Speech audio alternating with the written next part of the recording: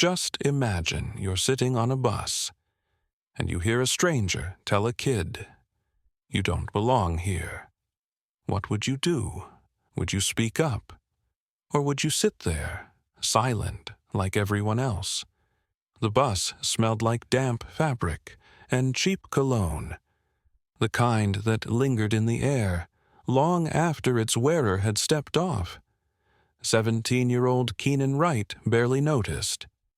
His mind was still stuck in the final moments of last period, replaying his teacher's words about an upcoming history project. He hated group work. It always ended the same way.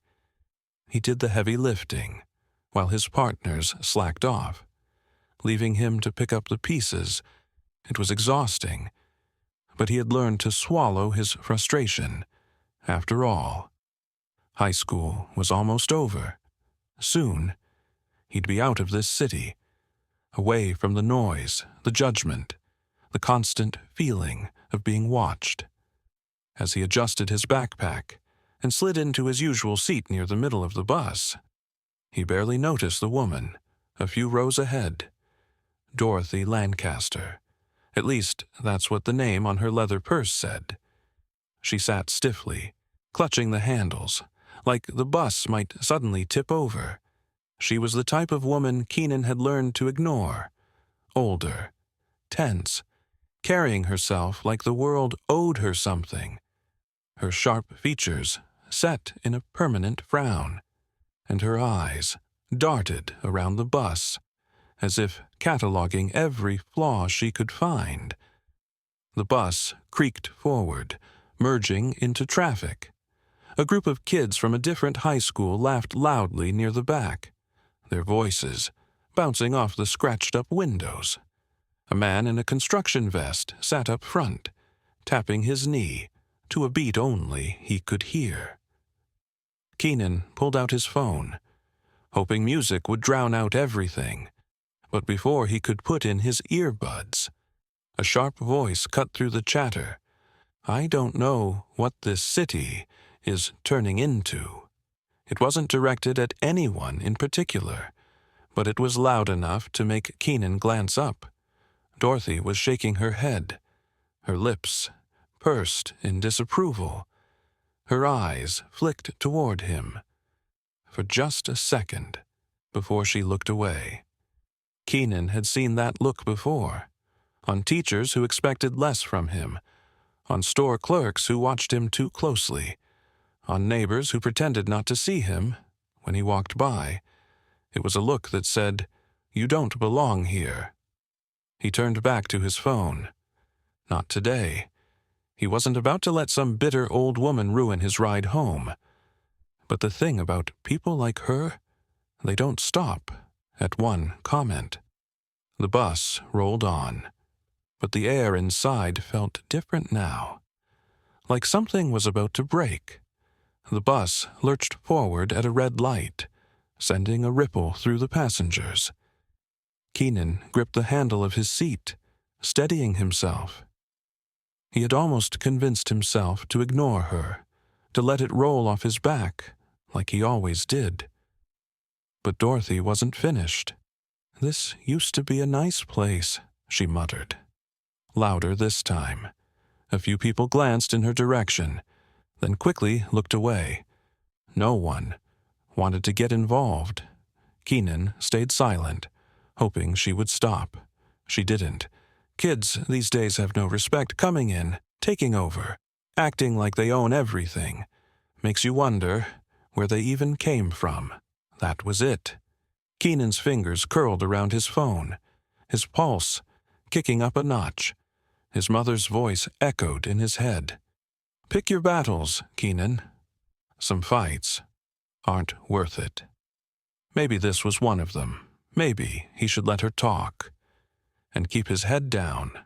But then she turned fully toward him, her eyes narrowing, like she had finally decided who to aim her words at. "You don't belong here. Go back to Africa." The bus went dead silent. Keenan felt every pair of eyes shift in his direction. Some people looked uncomfortable, shifting in their seats, pretending to be absorbed in their phones. Others just watched, waiting to see what he'd do. The man in the construction vest up front stopped tapping his knee. Even the loud kids in the back had quieted for a second. Keenan did nothing. He sat still, staring at the woman who had just flung those words at him like they were facts, like she had the right to decide where he belonged. A part of him wanted to laugh at how ridiculous she sounded, how tired and small her words felt. But another part of him, it burned, not with anger, with something deeper, the kind of exhaustion that settles in when you've seen too much of this, lived too much of it. And still, people like her act like they're saying something new. The silence stretched, thick, heavy, as everyone waited for what would happen next. Keenan could feel it, the weight of every single stare, pressing down on him, his hands clenched around his phone. But he forced himself to breathe, slow, steady. Dorothy's expression didn't waver. She sat there, shoulders squared, waiting for him to lash out, to give her an excuse, to roll her eyes and say, "See, that's exactly what I mean." He wasn't going to give her that, but he also wasn't going to let it slide. A man near the front cleared his throat. No words, just a noise, the kind people make when they want to say something, but don't want to get involved. A teenage girl near the back glanced at her friend, eyes wide. A woman in a navy blazer shifted uncomfortably, gripping the strap of her purse, and yet no one said anything. Keenan finally spoke. His voice, calm, steady, almost too steady. "What did you just say?" Dorothy scoffed, crossing her arms. "You heard me." Keenan leaned forward slightly, his eyes locked onto hers. "Yeah, I did. I just want to make sure you hear yourself." Her mouth pressed into a thin line. "I don't need to explain anything to you." Keenan's head tilted slightly. A slow breath. Then, "You sure about that? Because right now, I think everyone here would love to know why you think you get to decide where I belong." A few heads turned back toward Dorothy. Someone near the front let out a quiet chuckle. Quick, almost nervous. For the first time, a flicker of doubt crossed her face, just for a second. Then, just as quickly, it was gone. "People like you," she started. But Keenan cut her off. "People like me, what?" He let the words hang there, daring her to finish the sentence. Dorothy hesitated, and in that tiny pause, Keenan saw it. She wasn't expecting pushback. She wasn't expecting someone like him, a teenager, a kid, in her eyes, to meet her words, head on. But now, the entire bus was watching, waiting, and suddenly, she wasn't so sure of herself anymore. Keenan could feel the shift happening, and he knew this wasn't just about him anymore. The bus rolled on, the city outside flickering past in bursts of movement. Street signs, traffic lights, storefronts with flickering neon. Keenan sat back in his seat, letting his head rest against the window. His pulse had finally slowed, but he could still feel the lingering heat of the moment pressing against his skin. No one else spoke. Not to Dorothy, not to him. But something had shifted. He could feel it. A few stops later, the man in the construction vest stood, gripping the rail as the bus slowed, before stepping off. He glanced back at Keenan and gave him a small nod, one of those quick, quiet acknowledgments. That said more than words ever could. As the doors hissed open and shut behind him, Keenan noticed the teenage girl near the back, whispering to her friend. Her eyes flickered toward Dorothy before she muttered, "I hope I never end up like that." Dorothy didn't react, but her face, it had lost some of its certainty. Keenan turned away, not bothering to watch her anymore. He had said what he needed to say, whether or not she learned something from it. That wasn't his responsibility. The bus neared his stop. He grabbed his backpack and stood. He could feel eyes on him, some approving, some thoughtful, some simply unsure of what they had just witnessed.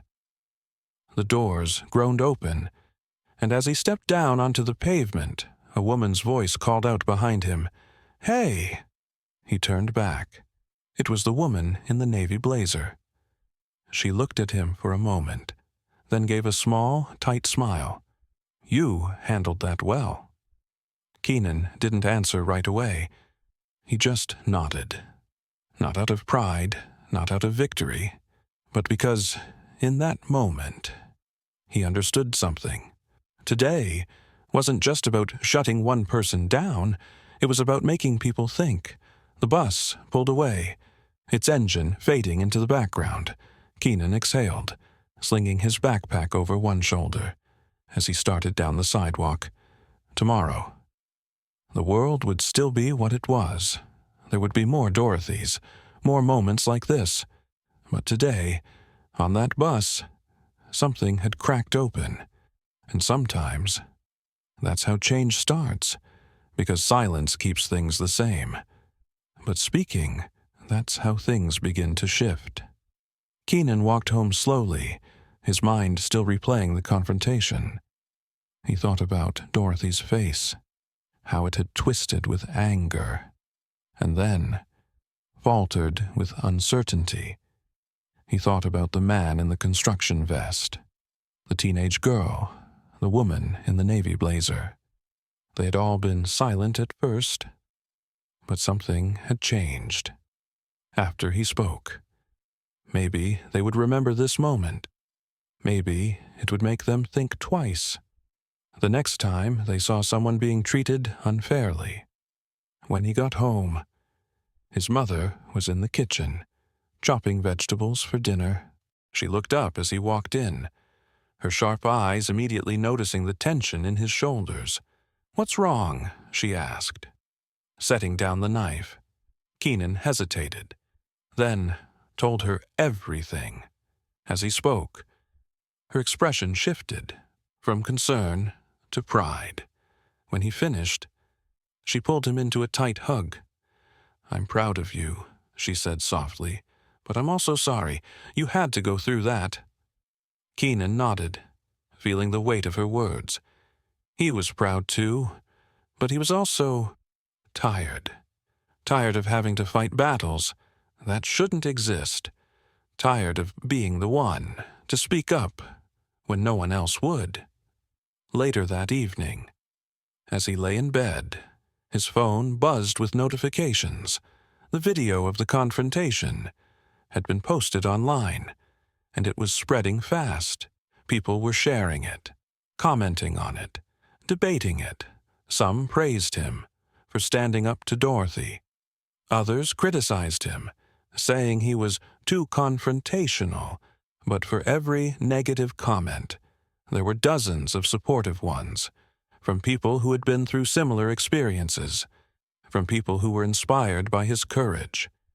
Keenan scrolled through the comments, his heart heavy, but hopeful.